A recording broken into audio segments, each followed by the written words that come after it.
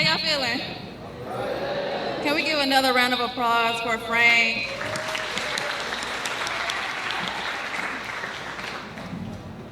So my name is Bridget. I go by Be Poetic. And this month alone, we've already lost a lot of young children, adults to mass school shootings, okay? So this first poem is about truth and reality. It's about those who didn't get the chance to live, those who didn't get to tell their stories. And so this poem is for them. Good evening, students. Today is Hell Day, and we all know what that means. Another drill, another code red, another practice run for a nightmare on Elm Street. So sit up, give me your undivided attention, because this ain't your regular morning announcements.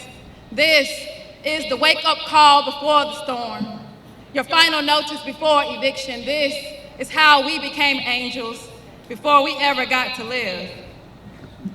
Before first period begins, we are told we are safe. Right after the Pledge of Allegiance to their flag, you know, the one that says indivisible, until a shooter runs up in the school blasting, bodies turn into slumped over backpacks riddled in bullet holes. Soon to find out this will be the last roll call. Homeroom turned massacre.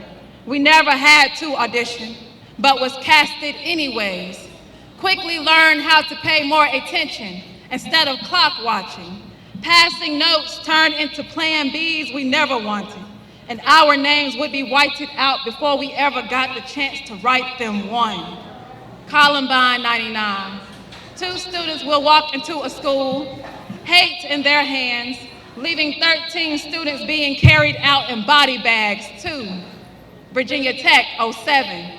The subject was math, and how 32 students will calculate y equals mx plus b into escape routes before being sent to heaven. 3. Sandy Hook 2012. Breaking news will be displayed across our TV screens. Childhood dreams severed. Smiles turned into pale faces under white sheets. We called it a tragedy. 4.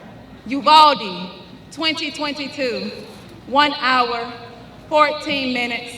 Let that sink in. The chariot would arrive, but it would be too late, because these officers counted minutes like calories, and these children's names would be written off before the school bell rang.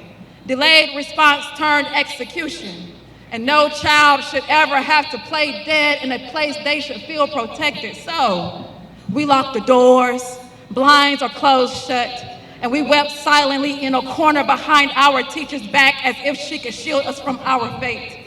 My heartbeat was louder than the footsteps in the hallway. Every time a locker slammed, my chest collapsed. Shells danced on the floors, and the bullets clapped louder than any applause. My teachers, my friends, my peers became target practice. This classroom became a slaughterhouse. Blood painted the walls. You'd think we were in art class, but this paint wasn't acrylic. But this classroom became a canvas of dead children painted in red the entire world would soon see. So tell me, when does the body count reach its quota? How many more lives exchanged for the right to bear arms? Never made it to a graduation speech. It turned eulogy as soon as their futures became as bright as the sun. I did my daughter's hair that day. We laughed together and we prayed. I fixed her favorite snack, wrote a cute note that said, chin up, chest out, head high, you got this. I knew how to fill out a permission slip, but no one has ever shown me how to pick out a casket for someone who still believed in fairy tales and happily ever afters. Poem.